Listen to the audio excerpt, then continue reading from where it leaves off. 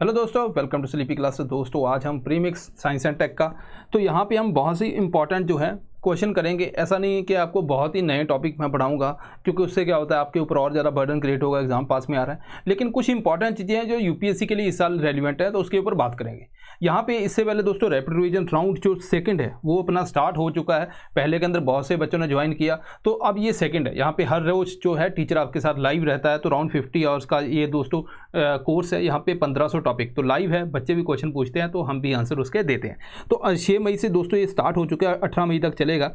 अगर आप इसको ज्वाइन करते हैं 3500 का पड़ेगा। अब कुछ बच्चे जो हैं वो पहले वाला जो राउंड 1 है उसको वहाँ पे आपको रिकॉर्डेड लेक्चर मिलेंगे, वो ज्वाइन करना चाहते हैं, वो 3000 का पड़ता है। अगर आप इंडिविजुअल सब्जेक्ट जैसे साइंस एंड टेक की बात करता हूँ, क्योंकि साइंस एंड टेक के अंदर कोई अपने पास कोई ऐसी बुक भी नहीं है ना, जहाँ से हम पढ़ सकें। तो यहाँ पे बहुत सी चीज़ें हैं, डायनामिक रहती हैं, बच्चा उलझ जाता है। तो उसके लिए भी दोस्तों यहाँ पे एक कोर्स है, और ये आपको अराउंड 1200 का वैसे है, तो आपको 960 का पड़ जाएगा। तो ये आपकी कॉस्ट है, लेकिन काफ़ी ज़्यादा बेनिफिट है। अगर मैं कॉस्ट तो इतनी ज़्यादा नहीं है, बट इसके कंपैरिजन जो है वो बेनिफिट बहुत ज़्यादा है। तो आप चाहे तो इसको ज्वाइन कर सकते हैं। और अगर हम देखेंगे इस वाले की जो है पहले वाले से ज़्यादा कॉस्ट क्यों है दोस्तों, यहाँ पे 3 फुल लेंथ टेस्ट भी आपके पास अवेलेबल है, जो आप यहाँ पे इसको अटेम्प्ट कर सकते हैं।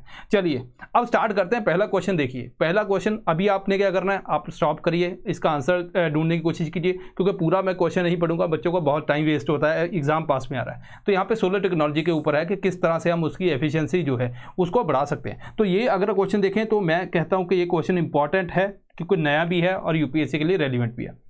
तो यहाँ पे पहली बात कर रहा है कि आप इलेक्ट्रॉन उसके रिकॉम्बिनेशन को बढ़ा दो, देन सेकेंडरी एब्जॉर्प्शन को डिक्रीज कर दो, देन स्पेसिफिक वेवलेंथ है जो हीट जनरेट कर रही है सोलर सेल से बाहर कर दो, डाइलेक्ट्रिक पैसिवेशन लेयर ऐड कर दो। तो यहाँ पे C option that is third fourth वो राइट है। अब यहाँ पे हम बात करते हैं सीधे मुद्दे की। देखो इसके ऊपर मैंने फ्यू मिनट के अंदर एक PERC टेक्नोलॉजी करके एक वीडियो बनाई थी, वो भी अवेलेबल है। रैपिड रिवीजन के अंदर भी हमने कवर किया था। यहाँ पे हम बात करते हैं कि जैसे सोलर सेल की हम बात करते हैं कि इंडिया के जो है इतने हाई क्वालिटी नहीं है, बाहर से हम बहुत सी चीज़ें मंगवाते हैं। तो यहाँ पे अगर आप देखोगे तो क्या होता है कि कुछ जैसे मान लीजिए सनलाइट पड़ रही है पैनल के ऊपर, तो कुछ सनलाइट क्या है इधर से टकरा के, है ना, कुछ तो वो वहाँ पे इफेक्टिव हो जाती है, कुछ क्या आ जाती है रिफ्लेक्ट बैक कर जाती है, तो वो अपनी वेस्ट हो गई।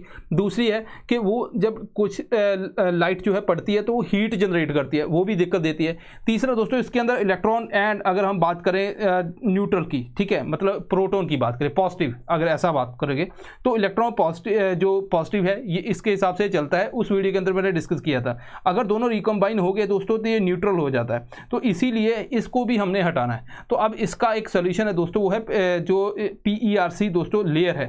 PERC लेयर की अगर मैं बात करूं दोस्तों तो इस तरह से इधर अगर आप देखोगे इस तरह से ऊपर भी लगती है, यहाँ पे भी लगती है।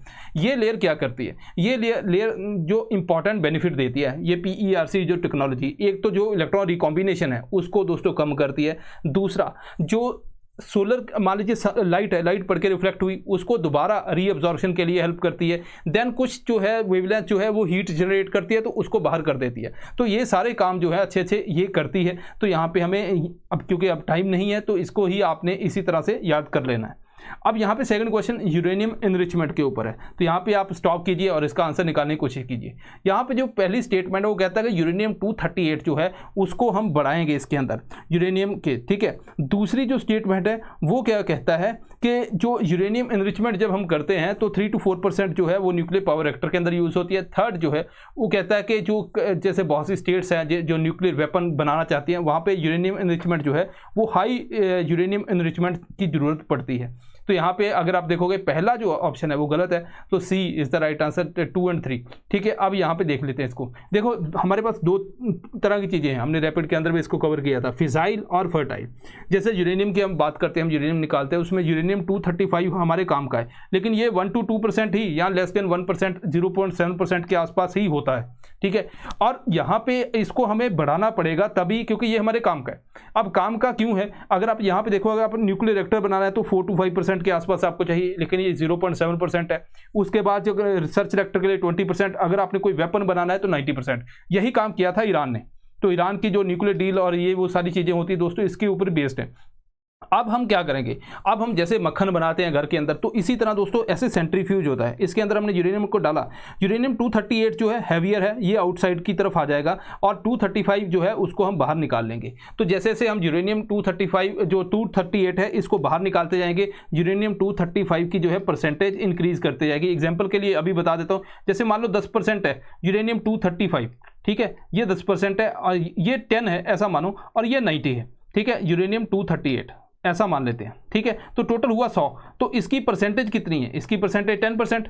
अब मैं क्या करता हूँ, यूरेनियम 238 को बाहर निकाल देता हूँ, तो मैंने इसको निकाल के यूरेनियम 238 90 से 40 ले आया, ठीक है। अब ये तो वैसे ही 10 का 10 है, तो अब यहाँ पे इस केस के अंदर टोटल कितना है, 50 है, तो 50 के अंदर यूरेनियम 235 की परसेंटेज कितनी है, 20% है। तो इस तरह से हम परसेंटेज इंक्रीज करते जाते हैं, ठीक है दोस्तों। अब यहाँ पे आगे चलते हैं, ये है LDL and HDL, high density lipoprotein, low density lipoprotein, इसके बारे में। ट्रांसफैट, यूपीएससी ने एक बार इसके ऊपर क्वेश्चन पूछा है, trans fat decreases LDL and increases HDL in body. HDL is known as bad cholesterol whereas LDL is known as good cholesterol. तो यहाँ पे इसका आंसर देना है, तो यहाँ पे दोस्तों राइट आंसर जो है वो है डी। अब यहाँ पे ऐसा कैसे है, इसके ऊपर बात करते हैं। तो यहाँ पे अगर हम बात करें दोस्तों, अगर मैं यहाँ पे इस तरह से ड्रॉ करूँ, ये है लिवर, लिवर से अगर हम बात करते हैं कि अपना सेल की तरफ और यहाँ से ब्लड, ठीक है, यहाँ से बाहर लिवर और ये एक्सक्रीशन, इस तरह से अगर हम बना दें, ठीक है। तो अब यहाँ पे आप ध्यान से देखो यहाँ पे LDL है, LDL ऐसा मानो कि एक व्हीकल है, एक ट्रक है, यहाँ से कोलेस्ट्रॉल जो ट्रेवल करेगा LDL इसको लेके जाएगा सेल के पास, सेल के पास उसके बाद जो ब्लड के अंदर यूज होगा, क्योंकि सेल मेम्ब्रेन के अंदर यूज होता है। एक्सेस जो है HDL जो है वो यहाँ से बाहर कर देगा और बॉडी से बाहर एक्सक्रीट हो जाएगा। अगर मान लीजिए आपका जो बहुत ज़्यादा कोलेस्ट्रॉल है और ये ब्लड के अंदर जाएगा तो आर्टरीज के अंदर जम जाएगा, यहाँ पे जो है हमें बहुत सी दिक्कतें आ सकती हैं।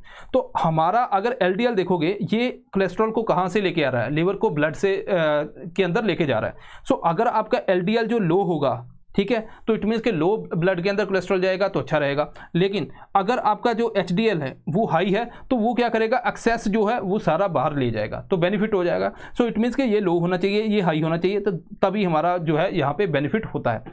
लेकिन जो ट्रांसफैट है वो क्या करती है, LDL को इंक्रीज कर देती है, HDL को डिक्रीज कर देती है। तो इस केस के अंदर आप देखोगे LDL को इंक्रीज करेगी तो बहुत ज़्यादा कोलेस्ट्रॉल जो है लिवर से ब्लड के अंदर जाएगा, HDL को डिक्रीज कर दिया तो HDL की एफिशिएंसी उस कोलेस्ट्रॉल को उठा के बाहर बॉडी से करना वो कम हो जाएगी, ठीक है। तो इस तरह से ये जो ट्रांसफैट है ये हमें और ज़्यादा दिक्कत देती है, ठीक है दोस्तों। तो इसीलिए जो है LDL जो है दोस्तों उसको हम बैड कोलेस्ट्रॉल बोलते हैं, HDL को दोस्तों हम जो है गुड कोलेस्ट्रॉल बोलते हैं। चलिए आगे बढ़ते हैं दोस्तों। आगे एक और इंटरेस्टिंग क्वेश्चन है, ये बेसिकली फोर्टिफिकेशन बायोफोर्टिफिकेशन के ऊपर है।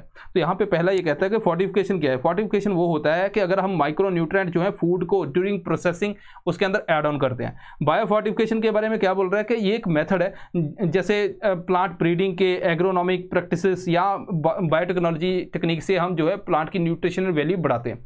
थर्ड बोलता है फोर्टिफिकेशन जो है जनरली कॉस्ट इफेक्टिव है क्योंकि ये वन टाइम इन्वेस्टमेंट है। तो 1 2 2 3 1 3 ऑल ऑफ दी अबव। तो यहाँ पे अगर हम देखेंगे थर्ड स्टेटमेंट, तो पहले हमें ये पता होना चाहिए। देखो बायो फोर्टिफिकेशन और फोर्टिफिकेशन के अंदर क्या फर्क है उसके ऊपर बात करते हैं। यहाँ पे पहले आंसर निकाल लेते हैं, 1 और 2 इज द राइट आंसर। यहाँ पे देखते हैं, देखो बायो फोर्टिफिकेशन, पहले फोर्टिफिकेशन की बायो फोर्टिफिकेशन की बात कर लेते हैं। बायो फोर्टिफिकेशन होता है कि आप जो जब मान लीजिए जैसे हमने वो है अपना गोल्डन राइस है, तो हमने क्या किया, तो हम यहाँ पे जीन या कुछ ऐसा ऐड करते हैं जिससे जो है न्यूट्रिशनल वैल्यू जो है प्लांट की बढ़ जाए। तो अगर आप देखोगे तो यहाँ पे अगर मैं बात करूँ जेनेटिक इंजीनियरिंग की, तो हमने कुछ जीन के साथ वहाँ पे कुछ चेंज किया, या फिर हम जो हाई क्वालिटी प्लांट है उनकी ब्रीडिंग कर दें, तो इस हिसाब से भी जो है हमने ड्यूरिंग ग्रोथ प्लांट की वहाँ पे बायोफोर्टिफिकेशन को यूज़ किया, इससे भी न्यूट्रिशन वैल्यू बढ़ती है। या हम माइक्रो न्यूट्रिएंट वगैरह जो है जब प्लांट ग्रो करता है उसी टाइम के ऊपर डाल दें ताकि वो ग्रोथ के साथ आगे बढ़ जाए। तो ये तीनों मेथड दोस्तों बायोफोर्टिफिकेशन के है। फोर्टिफिकेशन क्या होता है, हमारे पास फूड प्रोसेसिंग के बाद हमने जैसे ये डिब्बा देखो, तो हमने वहाँ पे कैल्शियम मैग्नीशियम ये जो भी माइक्रो न्यूट्रिएंट या कुछ और भी चाहिए उसके अंदर एड ऑन कर दिया और ये बना दिया आपको खाने के लिए। तो ये ड्यूरिंग प्रोसेसिंग है, फैक्ट्री के अंदर काम हो रहा है। लेकिन ये कहाँ पे हो रहा है, ये फील्ड के अंदर काम हो रहा है ना। तो यहाँ पे ये बात होगी। सप्लीमेंटेशन आपको पता है कि वो आप जो टेबलेट वगैरह साथ में लेते हो उसको सप्लीमेंटेशन बोलते हैं। तो तीनों के बीच में जो है आपको डिफरेंसेस क्लियर होने चाहिए, ये एग्जाम के लिए इंपॉर्टेंट है।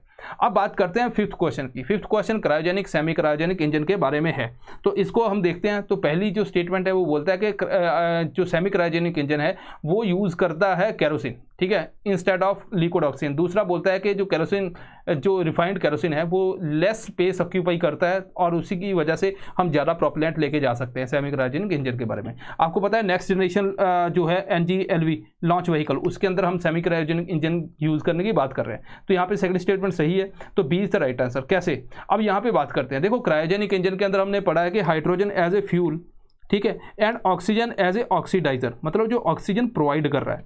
तो इट मीन्स के हाइड्रोजन एज ए फ्यूल हम यूज़ कर रहे हैं। तो ये सारा कहाँ होता है? नेगेटिव टेम्परेचर के अंदर, जहाँ पे हम इसको लिक्विड के अंदर रखते हैं, ठीक है। तो 250 तक चला जाता है, 200 से 250 तक जो है माइनस के अंदर टेम्परेचर, जहाँ पे ये लिक्विड स्टेट के अंदर आता है। हमने क्या करना है कि सेमी क्रायोजेनिक इंजन यूज़ करते हैं, बिकॉज यहाँ पे इतना लो टेम्परेचर मेंटेन करना डिफिकल्ट है। टेक्नोलॉजी काफ़ी यहाँ पे दिक्कत आती है। ऊपर से हाइड्रोजन जो है नॉर्मली आपको पता है एक्सप्लोजिव भी होता है। तो अगर हम इसकी जगह पे केरोसिन को यूज़ करें, तो kerosene normally refined kerosene liquid state के अंदर ही रहता है, तो वहाँ पे आपको इतना टेम्परेचर लो लेके जाने की जरूरत नहीं पड़ेगी। ध्यान देना, यहाँ पे हाइड्रोजन को रिप्लेस किया केरोसिन से, ऑक्सीडाइजर एज ए ऑक्सीजन ही इसके अंदर यूज़ हो रहा है। केरोसिन कर लो या CNG कर लो, है ना। तो इस तरह से हम जो है डिफरेंट वहाँ पे ऑप्शन देखते हैं। दूसरी बात है, यहाँ पे अब पहली स्टेटमेंट क्या है? पहली स्टेटमेंट कहती है कि आपको लिक्विड ऑक्सीजन की रिप्लेसमेंट करनी है केरोसिन से, ये गलत है, ठीक है। यहाँ पे हाइड्रोजन की रिप्लेसमेंट हो रही है। दूसरी बात है कि ये नॉर्मली लिक्विड टेम्परेचर के ऊपर रहता है, तो आपको कुछ यहाँ पे ज़्यादा कुछ करने की जरूरत नहीं है। लेस स्पेस ऑक्यूपाई करता है, तो आप ज़्यादा प्रोपेलेंट इसके अंदर लोड कर सकते हैं। तो ये है दोस्तों इसके अंदर क्विक, जो आप 5 क्वेश्चन बोलोगे क्विकली, आप नॉर्मली देखोगे तो हम बहुत ही आराम से करवाते हैं, लेकिन आज क्विक है क्योंकि आपका टाइम भी है, वो भी प्रीशियस है और एग्जाम पास में आ रहा है। तो यही ध्यान रखना है दोस्तों, रिवाइज करते रहिए दोस्तों। सो मिलते हैं next time. Thank you very much.